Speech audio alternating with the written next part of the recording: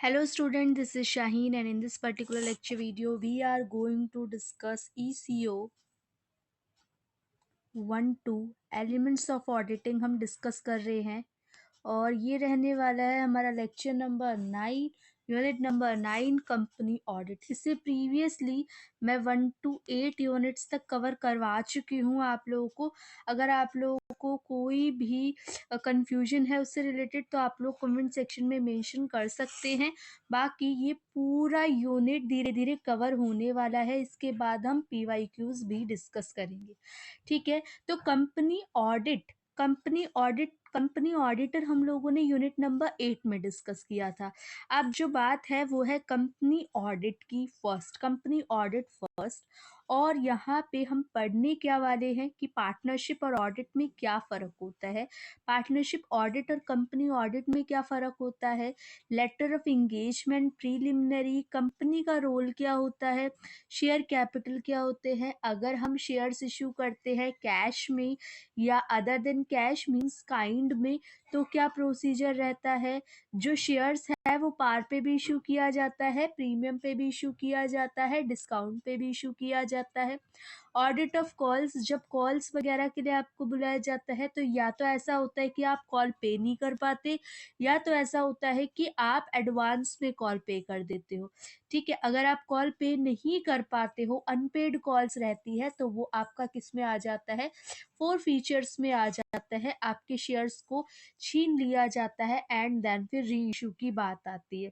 Then issue and redemption of preference shares, फिर जो preference shares है अगर उनकी रीपेमेंट करनी है या बोनस शेयर्स से रिलेटेड उनको इशू करना है या शेयर कैपिटल में कुछ चेंजेस लेके आने हैं, शेयर कैपिटल को बढ़ाना है घटाना है, जो शेयर सर्टिफिकेट किसको दिया जाएगा, शेयर ट्रांसफर ऑडिट। इसके अलावा आप बहुत कुछ पढ़ोगे इस चैप्टर में, presentation and disclosure of share capital. तो स्टार्ट करते हैं वन बाय वन। इसके अंदर हमारा प्रीलिमिनरी स्टेप्स जो है वो ऑडिटर से रिलेटेड हैं, जैसे कि जिसमें article and memorandum of association के बारे में बताया गया है कि जो AOA या MOA होता है ये इम्पॉर्टेंट डिसीजन होता है, ये पावर्स होते हैं आपकी कंपनी के ऑपरेटर्स के, और ये ही इंटरनल कंट्रोल और दूसरे प्रोविजंस क्या करते हैं, डिसाइड करते हैं। फिर इन्होंने कंपनीज एक्ट 1956 की बात करी है जहाँ पे फाइनेंशियल स्टेटमेंट को अफेक्ट होने की बात है। Then you already know the general principle of auditing which are applicable normally to all the types of entities। ठीक है, हर जगह पे ये एप्लीकेबल है।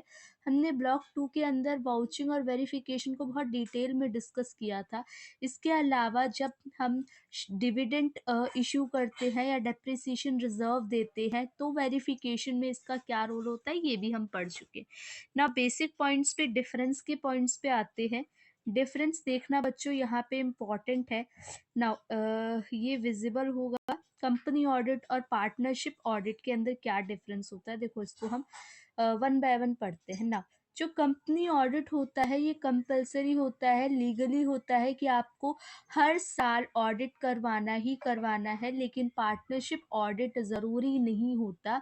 डीड के बेसिस पे भी जो एग्रीमेंट बनता है उस डीड के बेसिस पे भी आप अगर कोई भी लीगल फॉर्मेलिटीज़ हैं वो सब परफॉर्म कर सकते हो, लेकिन ये आपके पास ऑप्शन है अगर आप करवाते हो इन केस, ठीक है, ऑडिट करवाते हो तो ये आपके लिए वेल एंड गुड वाला काम करता है। नाउ यहाँ पे जो मकसद होता है वो शेयर होल्डर्स को सेटिस्फाई कराना होता है अगर आप कंपनी ऑडिट कराते हो। और अगर पार्टनरशिप ऑडिट रहता है तो यहाँ पे अगर पार्टनर्स के बीच में कोई कंफ्यूजन है, अवॉइड करो डिफरेंसेस को, डिस्प्यूट है, कॉन्फ्लिक्ट्स है, ठीक है, तो वहाँ पे लेके जा रहे हो अगर आप लॉ के अंदर लेके जा रहे हो तो उस केस के अंदर ये इंपॉर्टेंट रोल प्ले करता है। Now the act defines the qualification, इस एक्ट के अंदर आपकी क्वालिफिकेशन, डिस्क्वालिफिकेशन, जो ऑडिटर की अपॉइंटमेंट है उसकी क्या पावर्स हैं, क्या ड्यूटीज हैं, वो सब डिफाइन की जाती हैं। नेक्स्ट इज द फर्म में हैव इट्स ओन डिसीजन, अब फर्म के खुद के भी कुछ डिसीजन होते हैं in the appointment of auditor and in determining his qualification, duties and powers. Now जो ऑडिट होता है, ऑडिट की जो फीस होती है वो ईयरली होती है। वो क्या होता है, the audit fees for the year must be shown, वो किस में, प्रॉफिट एंड लॉस में शो की जाती है। लेकिन ये ज़रूरी नहीं है, it is not essential for the firm कि वो अपनी अमाउंट को डिस्क्लोज करे, disclose the amount of audit fee paid to auditor. Now, fifth point is the Act guides the auditor in respect of principle and processes of accounting to be followed by the company. Reporting time to be, जो भी act है उसको properly follow किया जाता है। The auditor has to refer, यहाँ पे partnership deed के अलग अलग लॉज को, क्लॉज को, जैसे कि अकाउंटिंग को मेंटेन करने का तरीका, प्रॉफिट शेयरिंग रेशियो कैसे बटेगी, अब ये सब यहाँ तो होता नहीं है ना। टाइप्स ऑफ ऑडिट, इन सब के ऊपर फोकस किया जाता है। Sixth point is auditor is to ensure that the director of the company present to the shareholder, shareholder को आप एक सही सटीक जानकारी दें कि आप इस कंपनी वगैरह में इन्वेस्ट कर सकते हो कि नहीं, इस कंपनी की फाइनेंशियल स्थिति कैसी है, किस तरीके की सिचुएशन है। अब यहाँ पे शेयर होल्डर्स वगैरह तो होते नहीं है, तो मेन इसका ऑब्जेक्टिव क्या होगा कि जो एग्रीमेंट बना हुआ है उस एग्रीमेंट में अगर कोई भी कंफ्यूजन है या कोई भी कॉन्फ्लिक्ट्स वगैरह आ रहा है तो उनको ठीक किया जा सके। नाउ ये लॉ की रिस्पॉन्सिबिलिटी है, ये statutory responsibility of a specific and definite nature, लेकिन यहाँ पे फ्लेक्सिबिलिटी मिलती है। He gets clear instruction from the firm, firm से आपको प्रॉपर इंस्ट्रक्शन मिलेगी with regard to the nature and extent of his work. Next one is differences के और पॉइंट्स को, अगर आप 10 पॉइंट्स को पढ़ रहे हो, अगर आप 6 पॉइंट्स भी बहुत अच्छे से कवर कर रहे हो, जैसे कि आपको इन फर्स्ट पॉइंट में ये तो पता लग गया कि ये लीगल होता है, ये लीगली कंपलसरी होता है, ये ऑप्शनल होता है। सेकंड पॉइंट के अंदर होता है, यहाँ पे शेयर होल्डर के बारे में देखा जाता है, यहाँ पार्टनर्स के बारे में मेनली फोकस किया जाता है। यहाँ पे देखा जाता है कि क्वालिफिकेशन डिस्क्वालिफिकेशन जो ऑडिटर वगैरह की क्या होनी चाहिए, और यहाँ पे पार्टनर के अकॉर्डिंगली ऑडिटर के हिसाब से देखा जाता है। यहाँ पे आपको मेंशन करना ज़रूरी है प्रॉफिट एंड लॉस में ऑडिट की फीस, जबकि यहाँ पे ज़रूरी नहीं है। बाकी जो 2 पॉइंट है ये आप देख भी सकते हो, ठीक है, 2-3 पॉइंट है। उसके बाद मैं आगे कंटिन्यू करती हूँ 8 पॉइंट।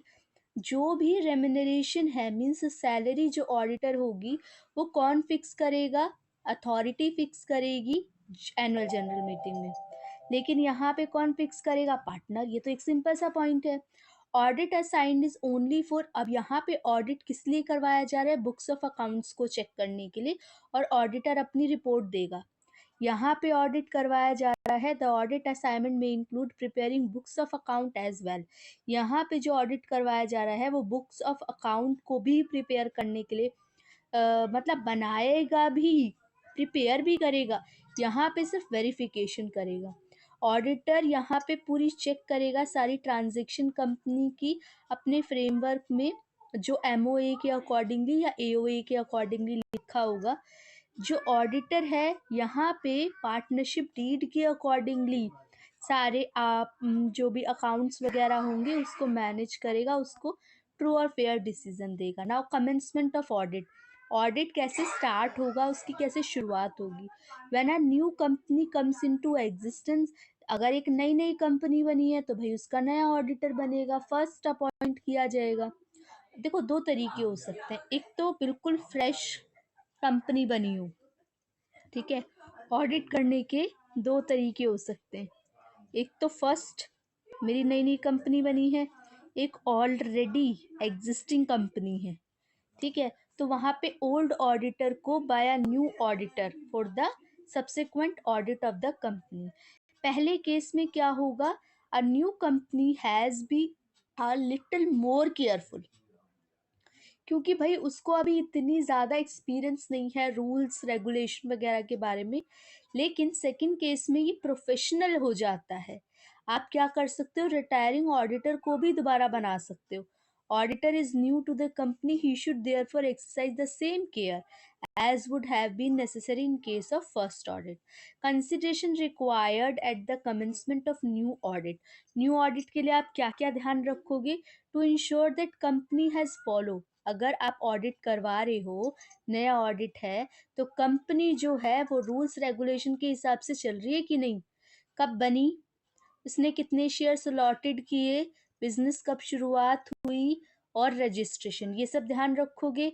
इसका एओए, एमओए और प्रोस्पेक्टस क्या कहता है, क्या वो रूल्स रेगुलेशन लीगल फ्रेमवर्क से चल रहा है कि नहीं।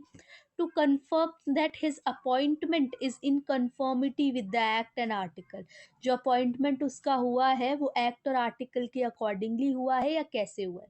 Now letter of engagement, letter of engagement क्या होता है। लेटर ऑफ इंगेजमेंट समझते हैं, once the appointment has been accepted, मान लो मेरा अपॉइंटमेंट हुआ है और मैंने उसको एक्सेप्ट कर लिया। ये नॉर्मल प्रैक्टिस होती है कि लेटर ऑफ इंगेजमेंट दिया जाता है टू द कंपनी, जहाँ पे स्पेसिफिक टर्म्स और कंडीशन लिखे होते हैं। Auditor should incorporate in the letter the precise scope of work and nature of duties, क्या उसको परफॉर्म करना है क्या नहीं, वो सब उसमें लिखा होता है। लेटर ऑफ एंगेजमेंट देयरफॉर एक कंफर्मेशन है कि आपका जो ऑफर है उसको एक्सेप्ट कर लिया गया। फिर नेचर ऑफ असाइनमेंट, क्या उसको काम दिया जाएगा उसको हाईलाइट करके दिखाया जाता है, जो कि कंपनी के द्वारा बदला नहीं जाएगा, which can not be change either bye the company और ऑडिटर, ना तो कंपनी उसको बदलेगी ना तो auditor. The way the auditor would normally approach the job, including the assistance and corporation which he expect from the company, audit fees भी उसमें लिखी होती है। लेटर ऑफ इंगेजमेंट की कॉपी कंपनी में सिग्नेचर के लिए भी भेजी जाती है, उसमें भी टर्म्स और कंडीशन प्रॉपरली मेंशन होते हैं क्योंकि वो कॉपी होती है। फिर उसके बाद प्रीलिमिनरीज, प्रीलिमिनरीज का मतलब आपको पहले ही और क्या क्या चीज़ें करनी पड़ती है ऑडिट करने से पहले। फिर क्या बोल रखा है, preliminary before commencement of the audit of a company, यहाँ पे ये चीज़ें होती है। Obtain a clearance from the previous auditor of the company, अगर मान लो पहले किसी ऑडिटर ने इंस्पेक्ट कर रखा है तो उसकी प्रॉपर कंफर्मेशन होनी चाहिए। Auditor of the company whether there is any professional reason why the audit should not be accepted, this being a professional etiquette, इसको professional etiquette कहते हैं। इस पॉइंट को दोबारा से समझना, एक क्लियरेंस दी जाए प्रीवियस ऑडिटर से कंपनी के द्वारा कि why the audit should not be accepted, कि पहले वाला कि ऑडिट को एक्सेप्ट क्यों नहीं करना चाहिए, क्या रीज़न है, तो वो प्रोफेशनल एटिक्वेट हो गया। अपॉइंटमेंट के बारे में आप कंफर्म करोगे, एओए एमओए जो डॉक्यूमेंट्स हैं उनको रेफर करोगे। नेचर एंड स्कोप, क्या क्या काम करना है। सिस्टम ऑफ अकाउंटिंग, कौन कौन सी बुक्स लिस्ट करनी है, कौन कौन सी बुक्स पे उसके सिग्नेचर वगैरह रहेंगे। ऑफिसर्स के नाम, technical knowledge, internal control, balance sheet को भी audit, ask for a copy of the audited balance sheet. ठीक है, advise the company to complete the accounting record, company से हम एडवाइस करेंगे कि वो पूरी तरीके से अकाउंटिंग रिकॉर्ड्स को चेक करे। आइडेंटिफाई क्या क्या इवेंट्स ट्रांजेक्शन हुए हैं, ऑडिट टेस्ट। ना role of a company, company का क्या रोल होगा, keep a correct record of day to day transaction. अब मेरी कंपनी में ऑडिट हो रहा है तो मेरी ये जिम्मेदारी है कि मैं जो डे टू डे के खर्चे हैं या जो डे टू डे की इनकम है उसकी प्रॉपर ट्रांजैक्शन रखूं, एविडेंस रखूं, ताकि कल को कोई भी ट्रांजैक्शन के रिलेटेड मुझे प्रूफ दिखाना पड़े तो मैं दिखा सकूं, एविडेंसेस। नाउ बैंक स्टेटमेंट मैं प्रॉपरली, चाहे वो पासबुक की हो कैश बुक की हो, उसका प्रॉपर रिकॉर्ड रखूं। डेटर क्रेडिटर की अलग अलग कैटेगरीज बनाऊं, कितनी अमाउंट रिसीव हुई है कितनी रिसीव करनी बाकी है, ये सब सारी इंपॉर्टेंट इन्फॉर्मेशन मुझे क्या करनी पड़ेगी, प्रैक्टिकली मैनर में देना पड़ेगा। सारी रेलिवेंट कम्युनिकेशन को अरेंज करना पड़ेगा एक ही सिनेरियो में, एक ही ऑर्डर के अंदर। फिर उसके बाद next seventh point is provide necessary information and explanation, मतलब आप जानकारी भी दोगे और तो आपका ये काम है कि आप उसको प्रॉपर बयान भी करोगे, एक्सप्लेन भी करोगे जहाँ ज़रूरत होगी। प्रिपेयर सप्लीमेंट्री स्टेटमेंट और एडिशनल रिपोर्ट, अगर आपको लगेगा कि कुछ एडिशनल रिपोर्ट बताने की ज़रूरत है तो वो भी आप बताओगे। Effectiveness and promptness of audit is virtually a joint responsibility of the company and its auditor. Company और ऑडिटर की ये दोनों की जिम्मेदारी है कि वो एक अच्छा ऑडिट तैयार करके दे, दोनों अपनी सहमति के साथ। Audit of share capital. अब शेयर कैपिटल तो आप समझते हो, शेयर समझना पड़ेगा फिर आप कैपिटल समझते हो। जैसे कि मान लो मैं एक कंपनी शुरू कर रही हूँ तो मुझे पैसों की रिक्वायरमेंट है। अब क्योंकि मेरी एक अगर पब्लिक कंपनी है तो मैं लोगों के पास जा जाकर क्या कर सकती हूँ, लोगों से पैसा इकट्ठा कर सकती हूँ। ठीक है, ये मेरे मुझे मान लो 1 करोड़ की ज़रूरत है तो मैं लोगों के पास, पब्लिक के पास जाऊंगी, कहूँगी 50 लाख तो लोग हम मेरे पास है, मुझे 50 लाख की और रिक्वायरमेंट है। अब आप से मुझे ये अमाउंट चाहिए। अब 50 लाख की मैं अगर लोगों को इनविटेशन भेज रही हूँ तो अब कोई पर्सन हो सकता है 10,000 शेयर्स खरीदे। मान लो मेरे एक शेयर की वैल्यू है 10 रुपीज़, 10,000 10 शेयर खरीदे, मान लो 10,000 शेयर खरीदे, एक शेयर 10 रुपए का है। किसी ने 5,000 शेयर खरीद लिए, किसी ने 50 शेयर खरीद लिए। ठीक है, अब ऐसे कुल मिला के मेरे पास कितने रुपए आ गए, 50 लाख। अब जो ये 50 लाख रुपए मेरे आए और टोटल कितना हो गया, 1 करोड़। तो ये तो मेरा क्या हो गया, शेयर कैपिटल। और जो मैंने हिस्से करे हैं अपने 50 लाख के, तो 50 लाख के कितने हो गए, 50,000 शेयर्स इंटू, है ना, 5 लाख शेयर्स इंटू 10, तो ये हो गए मेरे 50 लाख। तो ये मेरे शेयर्स हो गए ना। ऑडिट ऑफ शेयर कैपिटल, अब उनको भी हमें चेक करना पड़ेगा। First year itself since a company raise share capital after incorporation, तो पहले तो वो खुद ही चेक करेगी, उसके बाद ऑडिटर की जिम्मेदारी आएगी। And issue of share capital, यहाँ पे जो शेयर कैपिटल इशू होगी उनकी 3 स्टेजेस होती है, एक एप्लीकेशन स्टेज, एक अलॉटमेंट स्टेज और एक कॉल स्टेज। कॉल स्टेजेस की भी कैटेगरी हो सकती है, फर्स्ट कॉल, सेकंड कॉल, जितनी भी वेरियस कॉल कंपनी बुलाना चाहे वो। अब मैम ये क्या होता है, एप्लीकेशन स्टेज का मतलब होता है जहाँ पे कंपनी मतलब लोग इनवाइट करते हैं कि मुझे 10,000 शेयर्स चाहिए। ठीक है, और मुझे 10 रुपए का शेयर चाहिए। अब हो सकता है कि ये 10 रुपए का जो शेयर है ये डिवाइड हो, जैसे कि मान लो 10 रुपए का शेयर है, केसेस में डिवाइड हो। जैसे कि ऐसा नहीं कि मुझे 10,000 में मुझे 1 लाख एकदम देने हैं, तो 10,000 में ये हो गया 2 रुपए, 2 रुपए, 3 रुपए, और ये हो गया आपका 2 2 4, 4 3 7, और ये 3 10। अब 2 रुपए तो मुझे एप्लीकेशन पे देने हैं, 2 अलॉटमेंट पे देने हैं, 3 देने हैं फर्स्ट कॉल पे और 3 देने हैं सेकंड कॉल पे। तो जब पब्लिक इनवाइट कर, मतलब जब हमने लोगों को बुलाया, लोगों को भेजा, तो ये तो प्रोस्पेक्टस के थ्रू मैंने इंफॉर्मेशन आईपीओ के थ्रू जनरेट करी। अब लोग मेरे पास आएंगे तो लोग एप्लीकेशन भेजेंगे, तो 10,000 के हिसाब से 2 के लिए एप्लीकेशन आ गई। अब ऐसा भी हो सकता है कि एप्लीकेशन जितनी भी रिक्वायर्ड अमाउंट है उसके हिसाब से ज़्यादा भी हो सकती है, कम भी हो सकती है। मतलब कितने लोगों ने एप्लीकेशन भेजी है, मान लो मुझे 50,000 लोगों की ज़रूरत थी, या मुझे 50 लाख की कैपिटल की ज़रूरत थी, और मेरे पास कैपिटल आ गई 60 लाख। ठीक है, तो ये ओवर सब्सक्रिप्शन हो जाता है। और अगर मेरे पास कम आई है तो अंडर सब्सक्रिप्शन, कम से कम 90% तो आनी ही चाहिए। ठीक है, तो एप्लीकेशन कितनी भी आ सकती है, मतलब कितनी भी लोग आपकी कंपनी में अप्लाइड कर सकते हैं। सेकंड वन इज अप्लाई करने के बाद अब मेरी मर्जी है मैं कितने शेयर होल्डर्स को रखती हूँ या कितने शेयर होल्डर्स को रिजेक्ट कर देती हूँ। ठीक है, तो वो होता है मेरा अलॉटमेंट वाला केस। और कॉल स्टेजेस होती है फिर फर्स्ट और सेकंड की। Now, study the condition of issue contained in MOA and AOA prospectus of the statement in lieu of prospectus.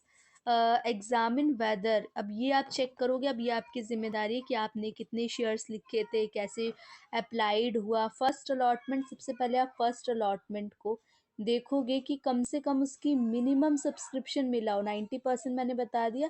Until then the amount receive was kept in scheduled bank. फिर उसके बाद आप ये देखोगे कि जो आपने इशू किया है शेयर्स वगैरह, उसके लिए कोई ब्रोकरेज या अंडर राइटिंग कमीशन वगैरह तो नहीं है। Verify that preliminary contract if any, अगर कोई कॉन्ट्रैक्ट है for purchase of a property और business for creating an organisation for management of the company etcetera had been carried out strictly according to the term state in the prospectus.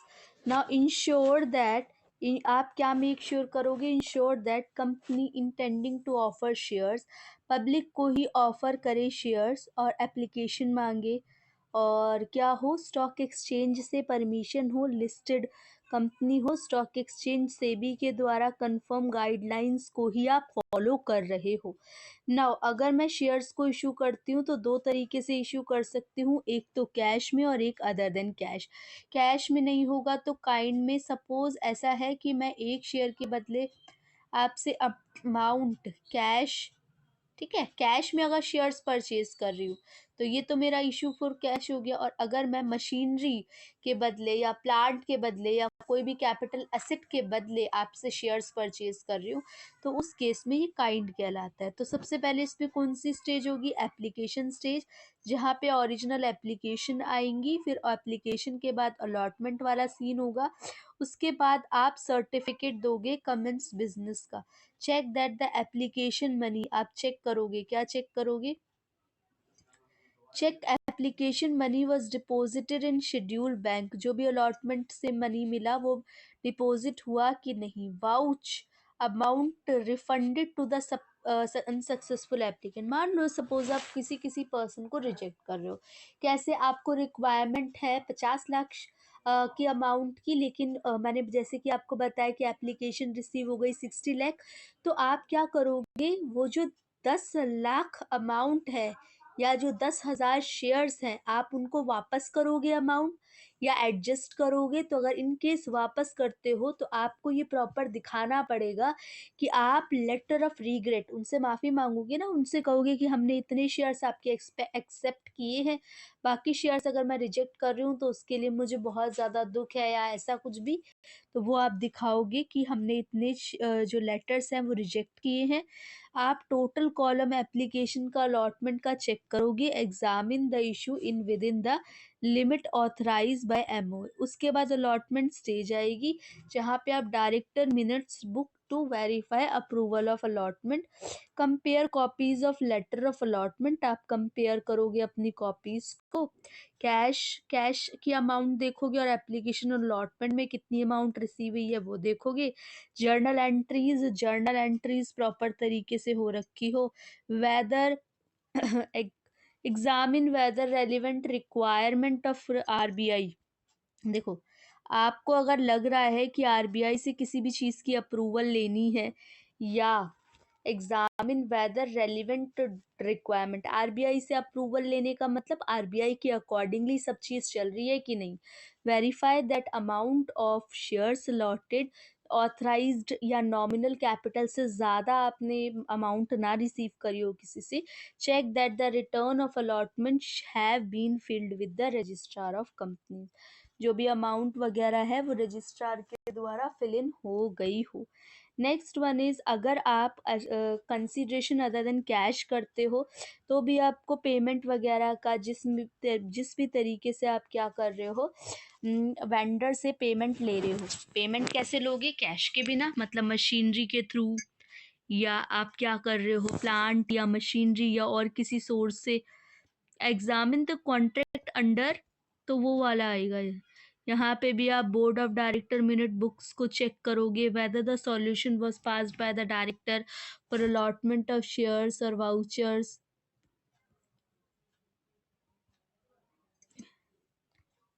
Check the journal entries check करोगे, prospectus check करोगे, modes of payment, कैसे payment हुई है, verify करोगे copies को। Section 75(9)(b।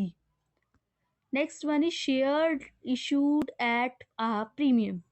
Shares issued at a premium, share जो issue हुए हैं वो प्रीमियम पे इशू हुए हैं। अब प्रीमियम का क्या मतलब है? यहाँ पे प्रीमियम का मतलब होता है, मान लो कि जो भी शेयर है आपका, तो मैंने आपको बताया था 50,000 शेयर्स हैं एट द रेट 10 ईच। अब पब्लिक ये रिक्वायरमेंट कर रही है कि भाई हम 10 में नहीं 12 में भी खरीदने के लिए तैयार हैं। आपकी अच्छी खासी वैल्यू चल रही है तो आपने शेयर की वैल्यू बढ़ा करके 10 से 12 कर दिया। अब यहाँ पे 2 रुपये एक्स्ट्रा हो गया, पहले 10 रुपये का शेयर जा रहा था, अब 12 रुपये का जा रहा है, लोग खुशी से खरीद रहे हैं। अब ये जो 2 रुपये एक्स्ट्रा है, ये 2 रुपये कहलाता है share issued at a premium, premium है, ठीक है। तो यहाँ पे सेक्शन 78 कहता है, prescribe that a sum equal to the amount of premium, अगर कोई अमाउंट ऑफ प्रीमियम है कलेक्टेड तो उसको शेयर प्रीमियम अकाउंट के अंदर डालो। सेक्शन 78 ये कहता है, as per section 78 of the act the auditor must also ensure that the amount of premium is utilised only for the specific purpose such as issuing fully paid bonus share. अब ये जो securities premium है ये कहाँ इस्तेमाल करोगे आप? आपने बोनस शेयर इशू करना है, writing of preliminary expenses, now providing for the premium payable on the redemption of any redeemable preference shares और any डिबेंचर। इन केस आपको इस्तेमाल करना है तो आप यहाँ इस्तेमाल कर सकते हो। शेयर इशूड एट डिस्काउंट, अगर शेयर्स को इशू करना है डिस्काउंट पे तो कंपनी में issue shares at a discount as per the following condition. Section 79। अब डिस्काउंट का क्या मतलब होता है? डिस्काउंट का मतलब होता है जब आप अमाउंट, मान लो आपकी इतनी वैल्यू ही नहीं है शेयर्स की, तो आप क्या करोगे शेयर की वैल्यू के अंदर? मान लो 50,000 है, आपने कितने के लिए इशू डाला? 10, लेकिन लोग खरीद नहीं रहे हैं, तो आप क्या करोगे? अमाउंट को कम कर दोगे 9 रुपीज़। तो 1 रुपये जो कम किया वो हुआ इशू एट डिस्काउंट। अब यहाँ पे सेक्शन 79 क्या कहता है? आप इशू कर सकते हो अगर लॉ ने बोला हो, कंपनी लॉ बोर्ड बोल रहा हो। मैक्सिमम रेट ऑफ जो डिस्काउंट होता है वो 10% से ज़्यादा नहीं होगा। मतलब जैसे 10 रुपये था तो 10 रुपये का 10% कितना हो गया आपका? 1 रुपये। मतलब आपको 9 रुपये तक ही आप गिर सकते हो, उससे ज़्यादा नहीं गिर सकते। Share must be issued, share क्या करेंगे? 2 मंथ के अंदर अंदर इशू करने पड़ेंगे, but not earlier than 1 year. Next, share should be of already class already issued by the company, उसकी होनी चाहिए जो कि ऑलरेडी इशू हो रखा है। नाउ यहाँ पे क्या इम्पॉर्टेंट जो बात लिखी हुई है, normally it is advisable to write off the amount of such discount over a period of 5 to 10, 5 से 10 साल के लिए आप कर सकते हो।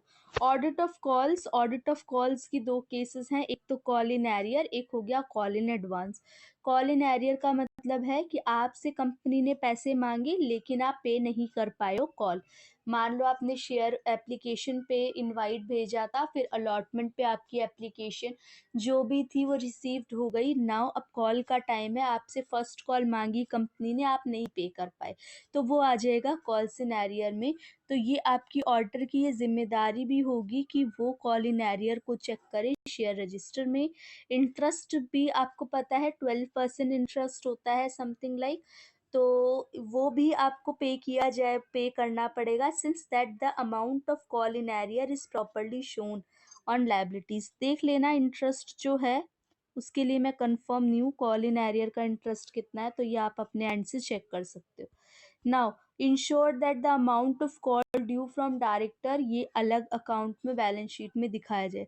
कॉल इन एडवांस जो होता है, आप पहले ही एडवांस में अलॉटमेंट में ही आपने पैसा दे दिया, कॉल का भी यार छुट्टी हो, मेरे को सारी पेमेंट कर देनी है, ठीक है। तो ये where the company does not exercise its right under section 93, the shareholder was have paid call in advance shall be entitled to receive interest। अब इंटरेस्ट मिलेगा भी, क्योंकि आपने पे नहीं कर पाया था, तो आपने आपने क्या किया था? इंटरेस्ट पे करना पड़ा था। अब आपने क्योंकि पेमेंट पहले कर दी तो आपको कुछ ना कुछ इंटरेस्ट मिलेगा, तो कॉल इन एडवांस का भी कुछ ना कुछ आपको इंटरेस्ट मिलता है। तो यहाँ पे अब ऑडिट की क्या जिम्मेदारी है? ऑडिट में क्या क्या चेक किया जाएगा? चेक किया जाएगा कि कितनी कॉल इन एडवांस की अमाउंट है, इंटरेस्ट वगैरह दिया है कि नहीं, आप ये भी बैलेंस शीट में शो करोगे, कॉल इन एरियर भी और कॉल इन एडवांस भी। इंटरेस्ट और कॉल इन एडवांस भी आपको शेयर करना पड़ेगा, और ये जो रेट रहेगा ये एओए में मेंशन होना चाहिए। तो ये सारी आपकी प्रोग्रेस की रिपोर्ट हो गई। फिर ये हो गए आपके questions. Now for feature and ratio of shares, तो मैंने जैसे कि आपको बताया कि अगर अनपेड कॉल्स होती है, मतलब कॉल पे नहीं हुई ड्यू टू एनी रीज़न, एक कॉल मांगी आप पे नहीं कर पाए, 2 कॉल मांगी आप पे नहीं कर पाए, तो उस सिनेरियो में जो कंपनी होती है वो आपसे ये पावर छीन लेती है कि आपके पास वो शेयर हो। तो जब वो छीनती है आपसे ये राइट, तो that is called the four feature of shares. और फोर फीचर ऑफ शेयर्स का मतलब है, अगर सपोज आपने एप्लीकेशन या अलॉटमेंट में कोई मनी दे रखी है तो वो कंपनी की जिम्मेदारी हो जाएगी, कंपनी के हक में चली जाएगी, आपको वो पैसा नहीं मिलना वापस। और रेशियो ऑफ शेयर्स का क्या मतलब होता है कि जब आप फोरफीट कर रहे हो शेयर्स को। अब आपके पास, कंपनी के पास पूरा पूरा हक है कि वो किसी और पर्सन को वो शेयर्स दे सकती है, चाहे वो पार पे दे, चाहे वो प्रीमियम पे दे, चाहे वो डिस्काउंट पे दे। It's up to the company. ना examine whether the article of association permit the forfeiture। अब आपको ये देखना पड़ेगा कि क्या जो इंटरनल डॉक्यूमेंट है, जो आपका एओए है, ये परमिशन दे रहा है फॉरफीचर की या नहीं। ascertain compliance with the procedural requirement contained in the AOA। आप बोर्ड रिजोल्यूशन ने फॉरफीचर की जानकारी है कि नहीं है। Verify the amount call, instalment of call, outstanding respect, वो पेमेंट हुई भी थी कि नहीं हुई थी, वेरिफिकेशन करोगे आप in the books of account upon forfeiture of shares. Reissue of shares भी मैं बता चुकी हूँ। रीइशू में आप क्या इंश्योर करोगे, ascertain the board of director. Board of director के पास ये अथॉरिटी है कि वो जो भी आपके फॉरफिटेड शेयर्स हैं वो रीइशू करे या नहीं। बोर्ड ऑफ डायरेक्टर्स ने रीअलॉटिंग द फॉरफिटिंग शेयर्स, मतलब कंफर्मेशन ली जाएगी। अमाउंट कितनी होनी चाहिए, amount not less than the amount which remain unpaid on those shares. मान लो सपोज 50,000 के कितने शेयर्स थे, 10 शेयर्स थे। एक रमेश नाम का इंसान है, suppose for example, that is properly example, ठीक है। उसने पे नहीं कर पाए 1000 शेयर्स पे, उससे 1000 शेयर्स इंटू 10 शेयर्स मांगे थे। उसने मान लो 10,000 के ऊपर 5 रुपए दे दिए और बाकी 5 रुपए नहीं दे पाया। तो अब नहीं दे पाया, कितने रुपए दे पाया, नहीं 5,000। तो 5,000 से कम पे आप किसी और पर्सन को रीइशू नहीं करोगे। Verify that the capital profit if any, अगर कोई एक्स्ट्रा बेनिफिट मिलता है आपको रेशियो ऑफ फॉरफिटेड शेयर्स, वो कैपिटल रिजर्व में ट्रांसफर कर दिया जाएगा। Now issue and redemption of preference shares. अगर प्रेफरेंस शेयर्स आप इशू करते हो तो प्रोसीजर इज लाइक सेम। बाकी आपको एओए के अंदर ये बताना पड़ेगा कि आप इशू रिडीमेबल प्रेफरेंस शेयर्स कर रहे हो। प्रेफरेंस शेयर्स की कहीं ना कहीं थोड़ी सी प्रेफरेंस रहती है ओवर इक्विटी शेयर्स। फिर उसके बाद check compliance with the relevant legal provisions of companies act 1956। फिर इन्होंने बोल रखा है रिडीम कर सकते हो 20 साल के अंदर अंदर। ऐसा भी हो सकता है कि आप इरिडीमेबल शेयर्स, ये भी आपको सब एओए के अंदर मेंशन करना पड़ेगा, चेक करना पड़ेगा रिडम्पशन या कन्वर्जन के लिए क्या प्रोसीजर है। Watch receipt of money on the issue of preference share. Issue of preference share से अगर आपको रिसीव हुई है मनी तो उसकी भी रिसिप्ट करोगे। Now redemption of preference share. Preference shares का कैसे रिडम्पशन होगा, अब ये भी देखना पड़ेगा। एग्जामिन वेदर कंपनी के अकॉर्डिंगली लिखा हुआ है कंपनीज एक्ट 1956 में, very payment made to preference share holder on redemption with preference to bank statement. Confirm करोगे section 80 of the companies act as stated below have been complied with that the shares redeemed were fully paid. जो shares है वो fully pay हो कि नहीं। Shares redeem out of profit otherwise distributed as dividend. That the premium if any, अगर premium कोई है redemption दिया जाएगा उसके ऊपर। और that if the shares were redeem out of profit, अगर आउट ऑफ प्रॉफिट है और कुछ प्रॉफिट बन रहा है तो जो अमाउंट है वो equal to nominal amount of shares, वो आपको कैपिटल रिडम्पशन रिजर्व में ट्रांसफर करना पड़ेगा। Now issue of bonus share. Bonus shares तो आप जानते हो, जैसे कि मान लो एम्प्लॉयज़ हैं ऑर्गेनाइजेशन के, अच्छा काम कर रहे हैं, शेयर्स वगैरह या शेयर होल्डर हैं, उनको फ्री में आप क्या करोगे, एक्स्ट्रा शेयर्स अब अलॉट कर दोगे विदाउट एनी चार्ज। कोई पे नहीं करना पड़ेगा कोई फीस आपको, तो आपको इंटरेस्ट मिल रहा है उसका, तो आपको बेनिफिट ही बेनिफिट है। तो ascertain whether the AOA article of association permit capitalisation of profit. क्या कंपनी के एओए में ये लिखा है कि आप बढ़ा सकते हो। अब बढ़ाना ही हुआ ना, कैपिटलाइजेशन करना हुआ। Board of director share holder ने ऑथराइज कर रखा है इश्यू ऑफ शेयर्स के लिए, क्या लॉ इसकी इजाजत दे रहा है। सेबी की गाइडलाइंस में लिखा हुआ है examine the sources from which bonus shares have been issued, that is general reserve, capital redemption reserve, share premium account. It may be noted that ये देखा जाएगा कि बोनस शेयर रिवैल्यूएशन रिजर्व के थ्रू नहीं इशू हो सकते। Now alteration of share capital, अगर मान लो मुझे शेयर कैपिटल में कुछ बढ़ोतरी करनी है या कमी करनी है, अल्टर करना है, चेंजेस लेके आने हैं, तो वो किस केस में इसमें मैं कर सकती हूँ?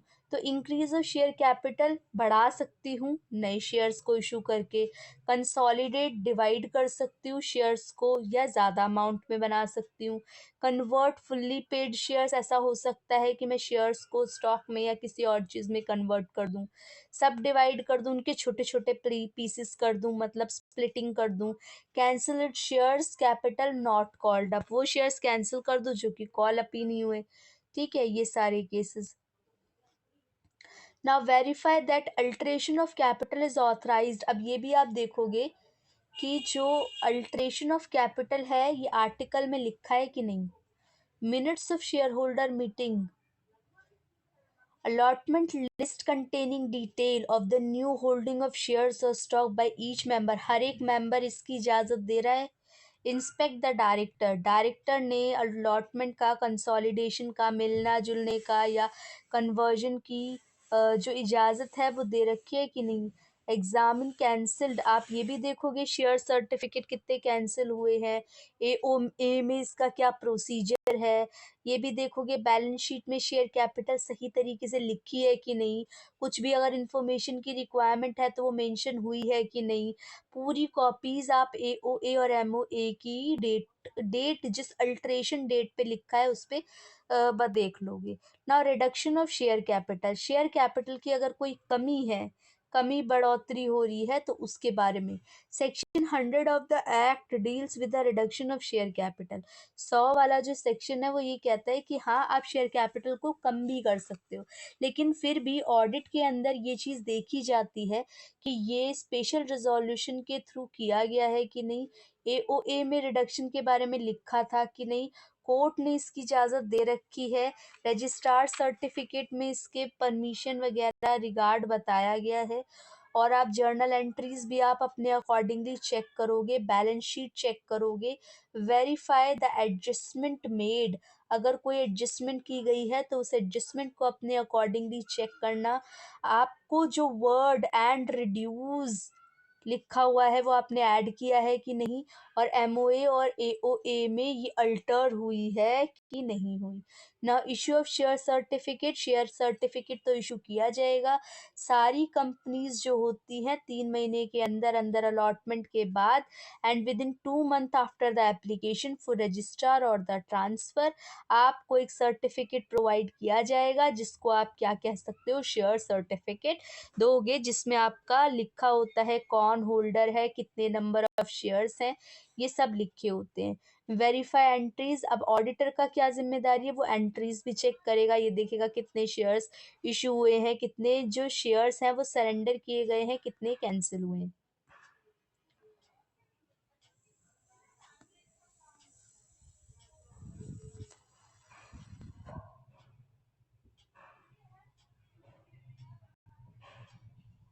हम्म